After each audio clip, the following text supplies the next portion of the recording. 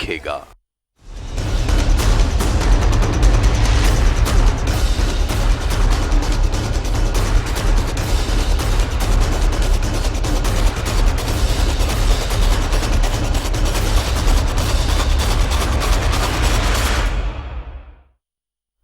नमस्कार, न्यूज़ 11 देख रहे हैं आप और आपके साथ मैं हूं अभिषेक भारती। आज हम आपको खेल दिखाने वाले हैं। जी हां, सही सुना आपने, खेल का खुलासा भी करेंगे, खेल दिखाएंगे भी, खेल कैसे हुआ ये भी बताएंगे। झारखंड के पूर्व मंत्री और जमशेदपुर पूर्व विधायक सरयू राय ने पूर्व की बीजेपी सरकार पर उनकी फोन टैपिंग करने का, जासूसी करने का आरोप लगाया। साथ ही स्पेशल ब्रांच और सीआईडी का अनाधिकृत कार्यालय खोलने का आरोप लगाया। उन्होंने कहा कि बीजेपी की सरकार में जब वो मंत्री थे तो उनकी फोन की टैपिंग और जासूसी करवाई जाती थी। अनाधिकृत कार्यालय में 3 डीएसपी पदस्थापित किए गए थे, जहां से उनके अलावा और भी कई लोगों के फोन टैप किए जाते थे। इन कार्यालयों के खुलने की सूचना तत्कालीन एडीजी अनुराग गुप्ता और भवन निर्माण सचिव को होगी। उन्होंने ऐसा इस चिट्ठी में कहा है।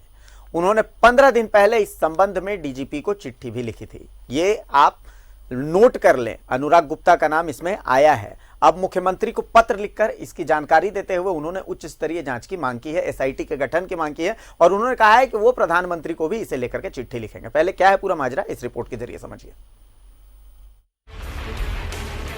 ये चिट्ठी विधायक सरयू राय ने मुख्यमंत्री हेमंत सोरेन को लिखी है और चिट्ठी में उन्होंने खुलासा किया है कि पिछली सरकार में उनकी जासूसी होती थी। जैसा कि आप देख सकते हैं, इस चिट्ठी में उन्होंने लिखा है कि 3 डीएसपी रैंक के अधिकारियों के साथ एक गैर सरकारी शख्स भी उनकी जासूसी करता था, पर उस गैर सरकारी शख्स को सरकार ने बॉडीगार्ड भी मुहैया करवाया था।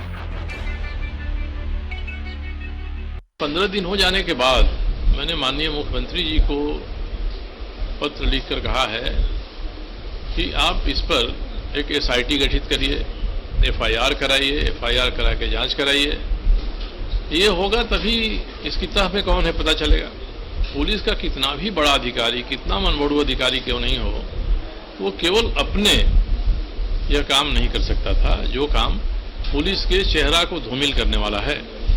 इसकी जानकारी भवन निर्माण विभाग के सचिव को, गृह सचिव को, डीजीपी को जरूर होगी और नहीं है तो बड़ी गंभीर बात है कि पुलिस महकमा में ऐसा चल रहा है, इनको जानकारी नहीं है।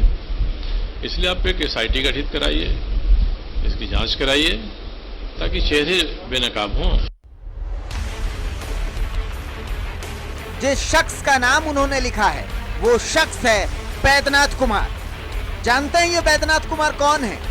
ये बैद्यनाथ कुमार एक तोता है, एडीजी अनुराग गुप्ता का तोता। वो तोता जिसके पास अनुराग गुप्ता के काले खेल के राज छुपे हैं। अनुराग गुप्ता झारखंड में अवैध कोयले के खेल के सबसे बड़े सरपरस्त थे। ये वही अनुराग गुप्ता थे जिन्होंने राज्यसभा चुनाव के हॉर्स ट्रेडिंग मामले में सबसे बड़ी भूमिका निभाई थी, जो पिछली सरकार के सबसे भरोसेमंद पुलिस अधिकारी थे। अब आप समझ सकते हैं, जब अनुराग गुप्ता एक मंत्री की जासूसी करवा सकते थे तो पिछली सरकार में उनकी हैसियत क्या होगी। बाकी वो जासूसी किसके लिए करवा रहे थे, शायद ये तो कहने की जरूरत ही नहीं। Bureau report, news 11 Bharat. तो विधायक सरयू राय का आरोप है कि जब वो मंत्री थे तब उनकी जासूसी होती थी। उन्होंने बाकायदा इसके लिए एक चिट्ठी मुख्यमंत्री हेमंत सोरेन को लिखी है, जांच की मांग की है, एसआईटी के गठन की मांग की है और साथ ही उन्होंने कहा है कि वो प्रधानमंत्री को भी चिट्ठी लिखेंगे। हमारे साथ खुद विधायक सरयू राय जी मौजूद हैं। सरयू राय जी, बहुत बहुत स्वागत है आपका न्यूज़ 11 भारत में। सरयू राय जी, पहला सवाल मेरा यही है कि आखिर ऐसा आप क्या जानते थे, ऐसा आप क्या कर रहे थे कि आपकी फोन टैपिंग की जरूरत पड़ने लगी, पूर्ववर्ती सरकार को आपकी जासूसी करवानी पड़ी? उन्होंने मेरी गतिविधियों पर नजर रखने के लिए मैं जहां जाता था जी, विशेष शाखा के लोगों को तैनात करते रहते थे। 2 बार का उदाहरण भी मैंने अपने पत्र में दिया है। मगर सवाल ये नहीं है कि कोई मेरी जासूसी करा रहा है या मेरी गतिविधियों पर नजर रख रहा है। इस मामले में अहम प्रश्न ये है कि विशेष शाखा का एक अनधिकृत ऑफिस खोल दिया गया था। वो अभी सरकारी भवन में खोल दिया गया था। सारा काम सरकारी था, अधिकृत हो अनधिकृत, मगर इसकी देख रेख एक प्राइवेट आदमी, निजी आदमी कर रहा था। उसमें 3 डीएसपी बहाल थे, उनका नाम मैंने अपनी चिट्ठियों में दिया है। 2 थे सिक्योरिटी के लिए थे और ड्राइवर थे उसके गाड़ी के, उसका नाम भी मैंने दिया है। उस गाड़ी में पेट्रोल डीजल जो भी भराया जाता था उसका बिल विशेष शाखा ने पे किया है, भुगतान उसका किया है।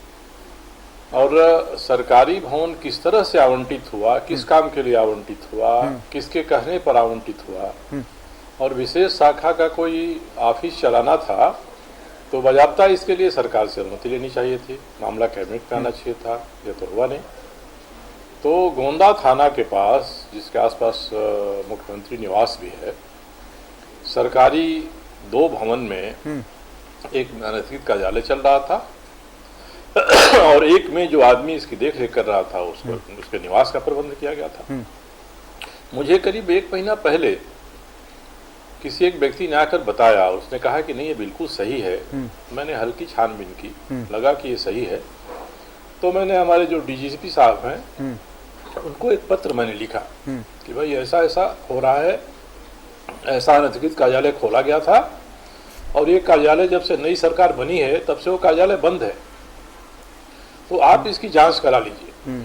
और पत्र में मैंने ये भी लिखा कि जांच में अगर हमारा आरोप गलत साबित होगा तो मुझे खुशी होगी, प्रसन्नता होगी, क्योंकि यह पुलिस के साख का सवाल है जी। इससे पुलिस का चेहरा धूमिल हुआ है। अगर सही आरोप नहीं होगा तो मुझे प्रसन्नता होगी, आप जांच कर लीजिए। 15 दिन हो गया पत्र लिखे। आज मैंने माननीय मुख्यमंत्री से कहा है कि मेरे आरोपों की जांच अगर हो गई है या इसके मुतालिक जो भी सूचना संग्रह हुए हैं उनके आलोक में आप कार्रवाई कराइए। अब सूचना संग्रह हो गया है, कार्रवाई होनी चाहिए और कार्रवाई के लिए एफआईआर दर्ज होना चाहिए। कार्रवाई के लिए एक एसआईटी बने जो इस काम को अंजाम दे। यह काम केवल एक विशेष शाखा का अनधिकृत ऑफिस खोलकर ही नहीं हो रहा था। सीआईडी डिपार्टमेंट में भी एक विशेष सेल बना दिया गया था जिसमें विशेष शाखा के ही पदाधिकारी या कार्यबल मौजूद था, वही करता था। वहां से भी फोनों की टेपिंग आज होती थी, तो उसकी भी जांच करेगी, क्योंकि वह कार्यालय भी जब से नए डीजीपी बने हैं तब से और नए सीआईडी के अधिकारी बने हैं जी, तब से वह कार्यालय भी बंद है। ये दोनों कार्यालय बंद हैं। इन दोनों कार्यालयों में क्या हुआ, कैसे हुआ, वहाँ 8 कंप्यूटर दिए गए थे। कम से कम ये तो जांच करनी चाहिए ना कि किसने पत्र लिखा भवन निर्माण विभाग को कि एक ऐसा काम होने वाला है, इसके लिए सरकार को 2 भवन चाहिए।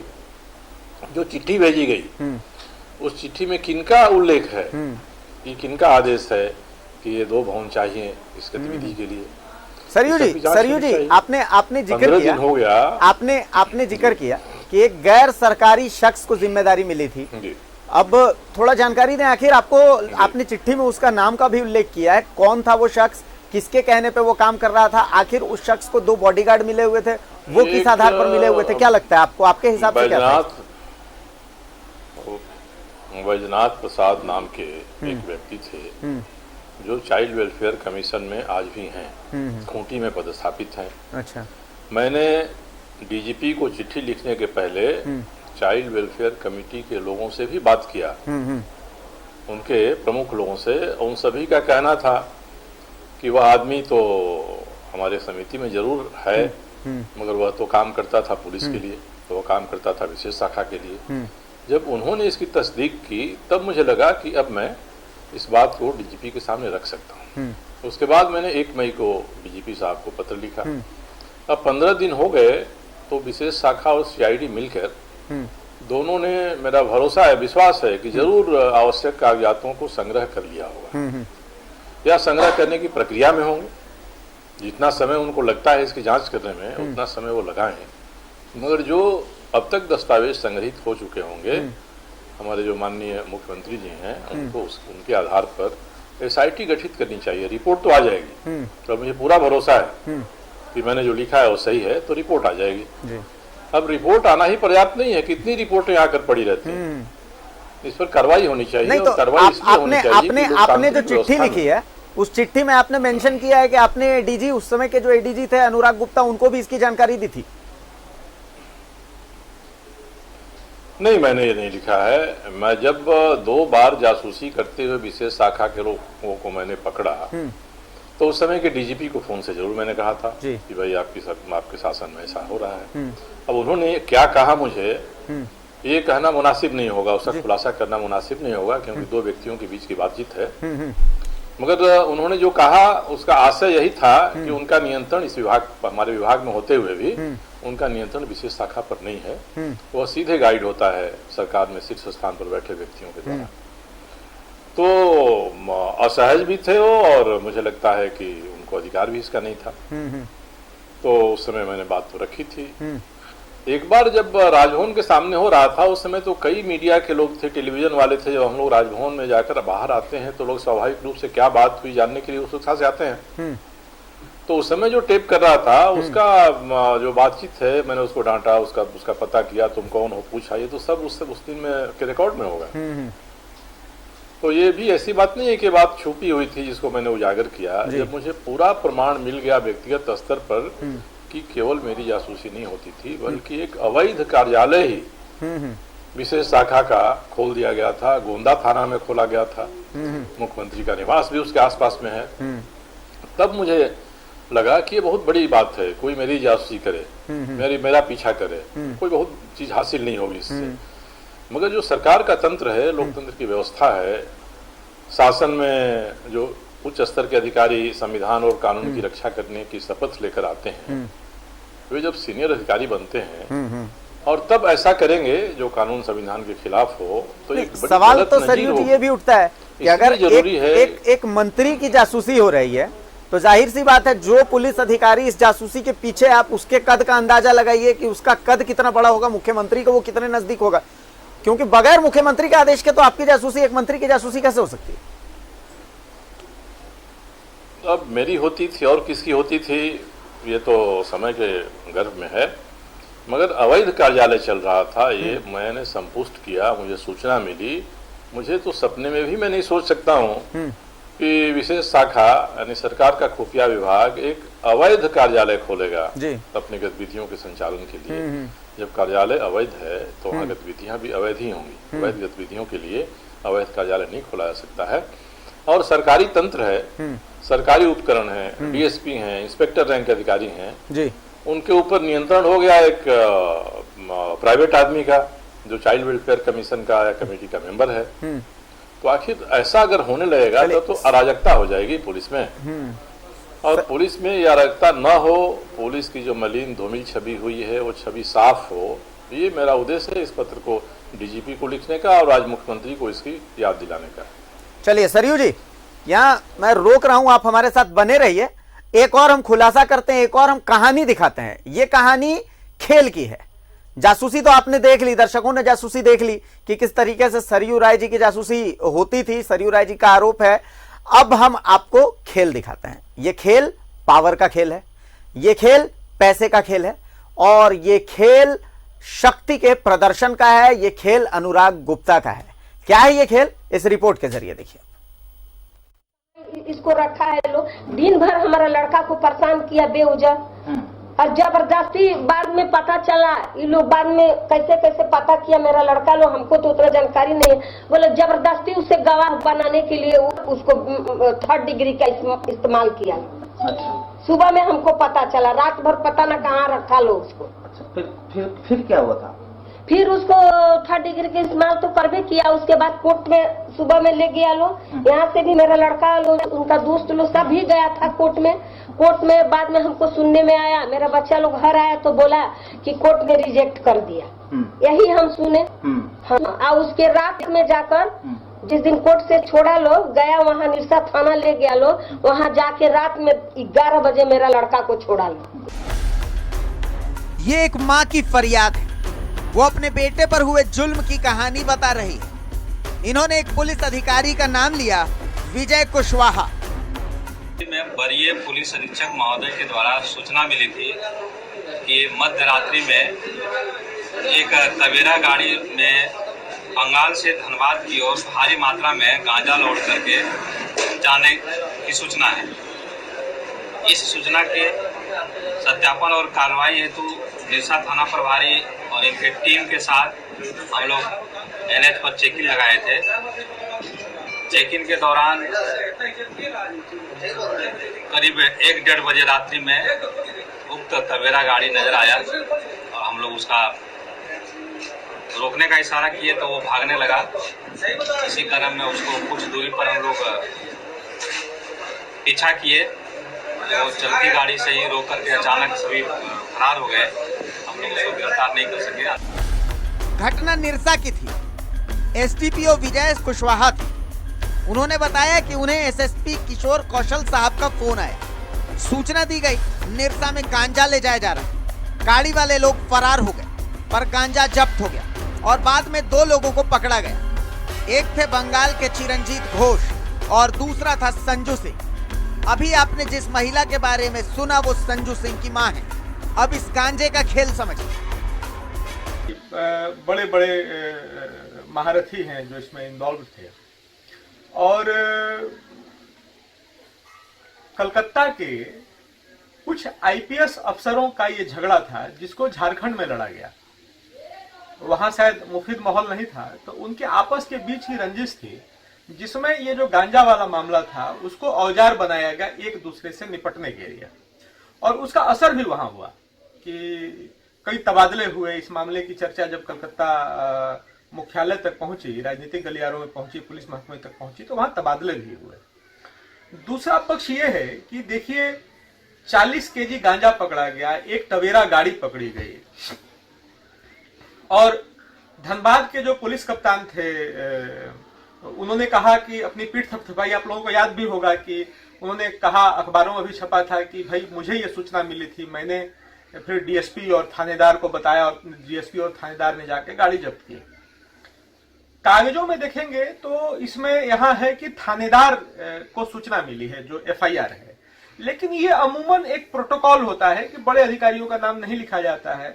तो एक तरफ जहां एसपी ने अपनी पीठ, एसएसपी ने थपथपाई थी ये कहते हुए कि भाई मेरी सूचना पे ये जानकारी, ये रेड हुआ है, और दूसरी तरफ कागजों में है कि निरसा थानेदार ने ये सूचना मिली और निरसा थानेदार ने कार्रवाई की। आखिर किसका नाम लेने का पुलिस संजू पर दबाव बना रही थी? धनबाद एसएसपी को गुप्त सूचना मिली कहां से?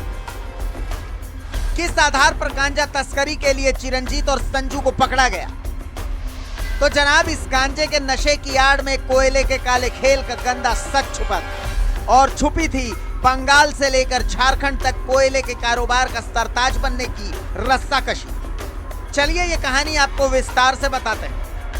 तो ये है कि बंगाल की लड़ाई जो झारखंड में लड़ी गई, मैं कह रहा हूं कि बंगाल के अधिकारियों की लड़ाई थी, उसमें किसी अधिकारी को निपटाना था और वो एक कहानी का एक एस्पेक्ट है। मैं चिरंजीत घोष के बारे में नहीं बोल, चिरंजीत घोष के बारे में जो कहानी है वो एक दूसरा एस्पेक्ट है, लेकिन ये सारी कहानी मिल करके एक कहानी बनती है। जैसे बता रहा हूं आपको कि ये पूरी कहानी का जो मतलब महाभारत ये था बंगाल का और लड़ा गया निरसा में, धनबाद में, तो इसके पीछे पैसे के लेन देन की बड़ी भूमिका थी और इसमें निश्चित रूप से सरकारी अधिकारी हैं जो बड़े स्तर पर थे, उनके बीच पैसे का लेन देन हुआ और वो पैसा ही कारण था कि यहाँ पर ये पूरी कहानी रची गई जिस तरीके से।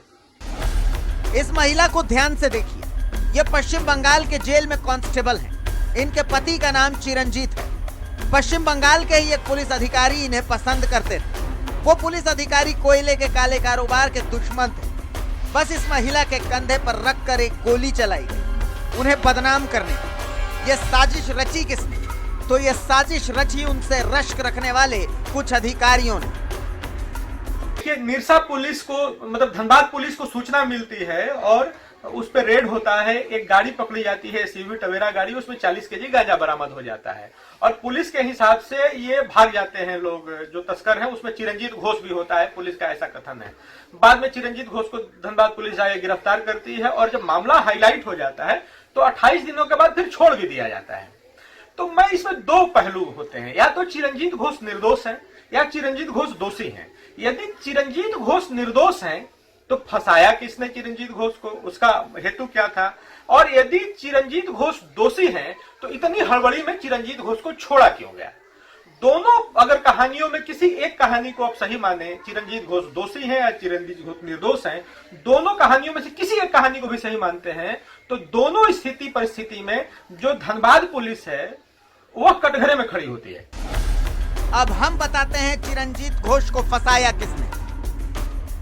पश्चिम बंगाल के सबसे बड़े कोयले के खिलाड़ी लाला ने, झारखंड में अवैध कोयले के सबसे बड़े सरपरस्त एडीजी अनुराग गुप्ता ने, और अनुराग गुप्ता के तोते मनोज गुप्ता ने। बड़ी ऐसी बात बता रहा हूं कि जो पब्लिक डोमेन में नहीं है अभी, कि धनबाद जिले के कतरास के रहने वाले दो व्यक्ति, जिनका नाम नीरज तिवारी था और रवि ठाकुर था, ये दो व्यक्ति धनबाद से बंगाल गए, गांजा लदी तवेरा गाड़ी ली और यहां निरसा आकर के छोड़ करके चले गए या भाग गए, जो हुआ। लेकिन अभी तक पूरी कहानी में ये नीरज तिवारी और रवि ठाकुर का नाम जिक्र में नहीं आया है। ठीक है, तो पूरी कहानी का जो सबसे महत्वपूर्ण बिंदु है कि यदि नीरज तिवारी और रवि ठाकुर से पूछा जाए कि इन्होंने किसके कहने पे इन्होंने ये पूरा काम किया, तो हमको लगता है कि पूरी कहानी से पटाक्षेप हो जाएगा।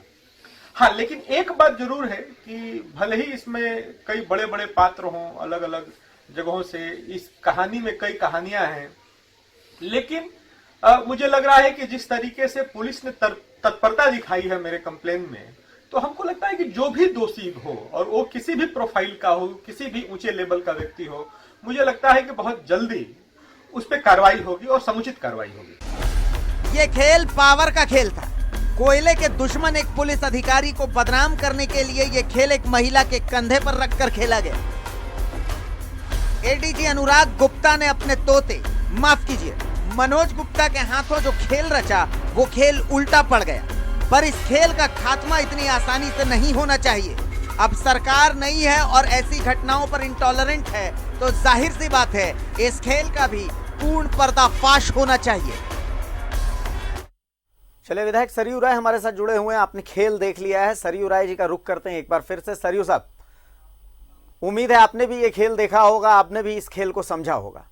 कोयले का काला खेल चलता था झारखंड में और उस काले खेल की सरपरस्ती खुद एडीजी अनुराग गुप्ता करते थे।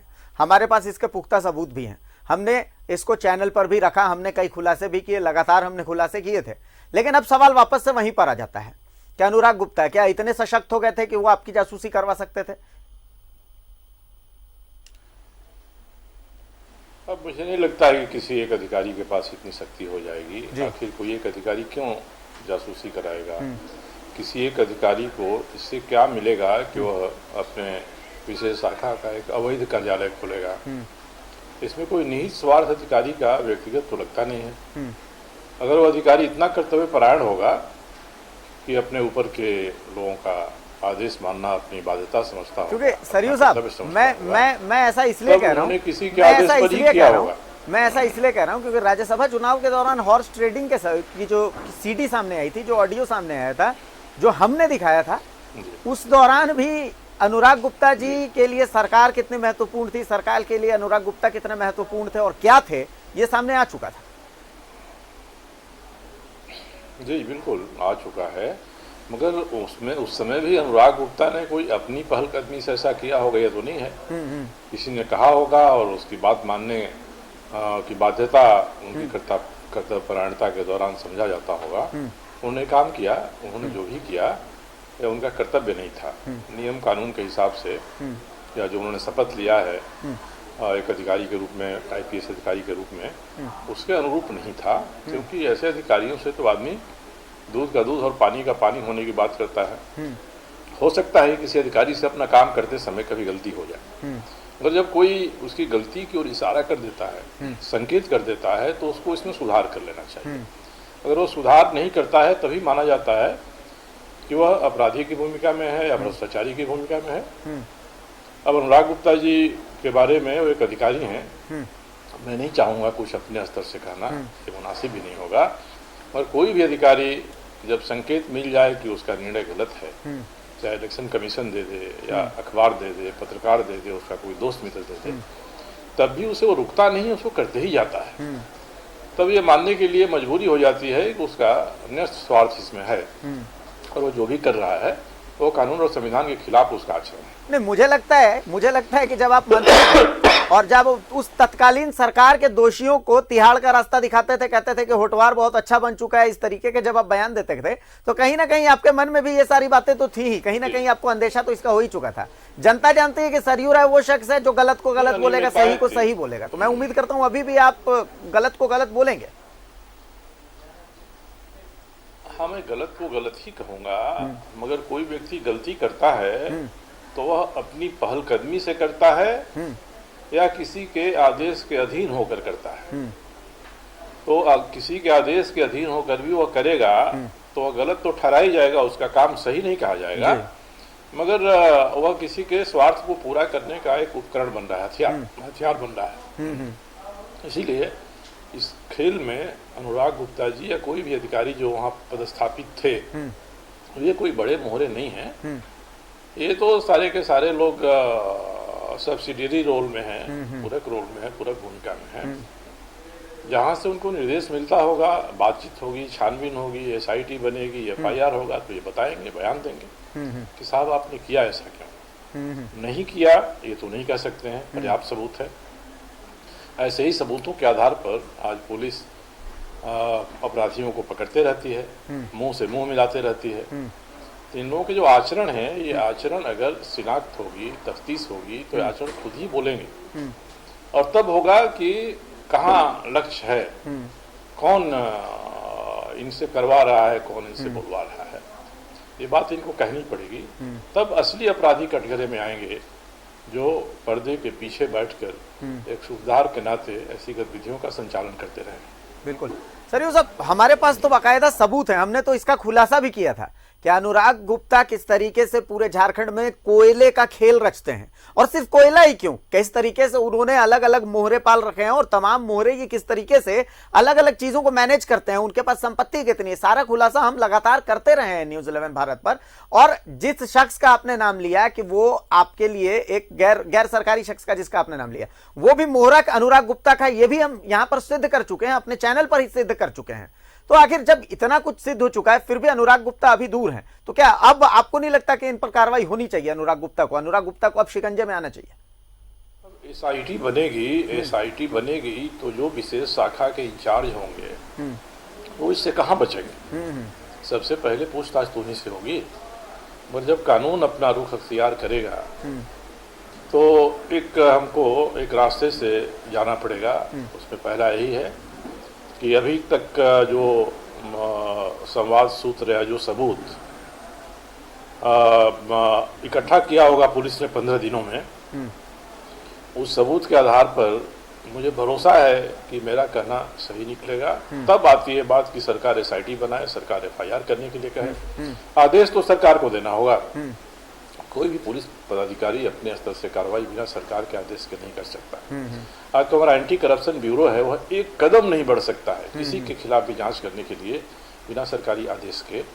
तो सरकार का आदेश हो जाए, माननीय मुख्यमंत्री जिन विभागों के मंत्री हैं तो ये आदेश कर दें, जांच हो, तब अनुराग गुप्ता जी हों या बैजनाथ प्रसाद हों या और भी कितने लोग इसमें शामिल हैं ये हों, उनका चेहरा सामने आएगा। एक बड़ी साजिश का भंडाफोड़ होगा जी, जो राज्य में भविष्य के लिए एक अच्छा रास्ता बनाएगी। कम से कम पुलिस पदाधिकारी जो कुछ अराजकता फैलाने वाले हैं वो इस रास्ते से हटेंगे तो पुलिस का चेहरा अच्छा होगा, पुलिस की विश्वसनीयता बढ़ेगी। इसलिए मेरा जो प्रयास है वह सरकार की साख बढ़े, पुलिस की विश्वसनीयता बढ़े, पुलिस में लोगों का भरोसा पैदा हो। यह हो इस नाते मैंने इन सवालों को उठाया है कि लोकतंत्र में विधिवत निर्वाचित सरकार जो संविधान कानून के हिसाब से चलती है वो अगर इस तरह का खेल करेगी तो लोगों का भरोसा क्या होगा। हम लोग चुनकर जाएंगे, मंत्री बनेंगे, मुख्यमंत्री बनेंगे, इनके ऊपर क्या भरोसा होगा सरकार का? तब तो हमारा भी चरित्र एक अपराधी का चरित्र हो जाएगा। कोई भी नियम कानून का विचलन करता है, संविधान के प्रावधानों की अवहेलना करता है तो उसका काम अंत में किसी न किसी आपराधिक स्वरूप में ही देखा जाता है। तो इसलिए हमारा महत्व इस पर है कि संविधान है, संसदीय प्रणाली है, लोकतंत्र है, लोग वोट देकर प्रतिनिधियों को चुनते हैं। प्रतिनिधियों का कर्तव्य क्या होना चाहिए वो किस तरह से शासन प्रशासन चलाए। जमशेदपुर में अनेकों घटनाएं हैं, जिसमें 2-4 घटनाओं को तो मैंने अनुराग गुप्ता को भी बुलाकर बताया था, किस तरह की घटनाएं हो रही हैं, पता नहीं आप रिपोर्ट कर रहे हैं कि नहीं कर रहे हैं। ऐसी घटनाएं जमशेदपुर में अपराध की हो रही थी। पुलिस और पुलिस के पदाधिकारी न केवल मौन थे बल्कि झुके हुए थे, वो चरणों में नतमस्तक थे कुछ लोगों के, जो सरकार के नहीं थे, निजी हैसियत से एक असंवैधानिक सत्ता केंद्र के नाते काम कर रहे थे। तो ऐसी अनेक घटनाएं आएंगी इसमें जुड़कर। इसीलिए कोई भी बड़ा पदाधिकारी अपने कर्तव्य से विचलित होता है तो उसके पीछे या तो उसका स्वार्थ है या उस पर दबाव है, और किसी दबाव के सामने भी कोई अधिकारी तभी झुकता है जब कहीं न कहीं उसने कई गलतियां कर दी होंगी, गलतियों के आधार पर वो ब्लैकमेलिंग का शिकार हो रहा होगा। एक बड़ा आयाम होगा इस मामले का, जिसने पुलिस के चेहरे को धूमिल किया है। जांच होगी, पुलिस का चेहरा साफ होगा, प्रशासन का चेहरा साफ होगा, सरकार आगे से ऐसा करने की हिम्मत नहीं करेगी, तब जनता सुकून के साथ रह सही। क्योंकि ऊपर में होने वाला एक छोटा काम नीचे उसकी प्रतिध्वनि बहुत दूर तक जाती है, और कोई अधिकारी ऊपर किसी राजनीतिक दबाव में झुकता है तो अपनी भड़ास निकालने के लिए अपने अधिकारियों पर ही आरोप लगाता है और उनसे गलती करवाता है, और एक तरह से वह ऐसा तंत्र स्थापित करता है जो गैर संवैधानिक तंत्र कहा जाता है। वह 5 साल के शासन में हुआ था, इसके कई उदाहरण हैं। मैंने तो डीजीपी तक को कहा है, और जमशेदपुर में एक केस का अनुसंधान नहीं हो पाया जी। आज भी गृह सचिव ने 7 चिट्ठियां लिखी, और जमशेदपुर के उस समय जो उपायुक्त थे उन्होंने किसी एक पर कार्रवाई नहीं करी। तो जब किसी सरकार में ऐसा हो जाएगा कि डीजीपी की बात एसपी नहीं सुनेगा, गृह सचिव की बात जिलाधिकारी नहीं सुनेगा और डीजीपी की बात एडीजी नहीं सुनेगा, तो ये तो अराजकता की स्थिति हो जाती है। तो इस अराजकता की स्थिति से उबरने का ये समय है। इसलिए मुख्यमंत्री संवेदनशील हैं, वे चाहते हैं कि इसे उभरें, इसलिए अपने ऊपर कोई दबाव महसूस न करें। यश मिलेगा उनको, अपने पुलिस प्रशासन में से भी ऐसे जो ब्लैक शिप्स हैं उनसे पुलिस प्रशासन को छुटकारा दिलाने में, और राजनेताओं के लिए भी एक नजीर बनेगी जी कि एक मुख्यमंत्री ने इस तरह का निर्णय लिया और प्रशासन साफ सुथरा हुआ जी। चलिए, बहुत बहुत शुक्रिया सरयू राय जी हमारे साथ जुड़ने के लिए और इस तमाम जानकारी को हमारे साथ साझा करने के लिए, बाकायदा इस पर चर्चा करने के लिए, क्योंकि ये चर्चा बहुत जरूरी थी। बहुत बहुत शुक्रिया आपका। तो सरयू राय हमारे साथ जुड़े हुए थे, जैसा कि उन्होंने आज एक चिट्ठी लिखी है मुख्यमंत्री हेमंत सोरेन को कि उनके जब वो मंत्री थे तब सरकार द्वारा उनकी जासूसी करवाई जाती थी। अब इसका सच क्या है, इसके लिए उन्होंने एसआईटी गठन की मांग की है, और एसआईटी का नतीजे क्या आते हैं ये बहुत जरूरी भी उन्होंने बताया, क्योंकि अगर जब तक ये नतीजे नहीं आते तब तक पुलिस के चेहरे पे जो धूल जमी है वो धूल साफ नहीं होगी, और उस धूल का साफ होना बहुत जरूरी है। फिलहाल एक छोटे से ब्रेक के लिए रुकते हैं, पर ब्रेक के बाद कुछ और खबरों पर नजर डालेंगे।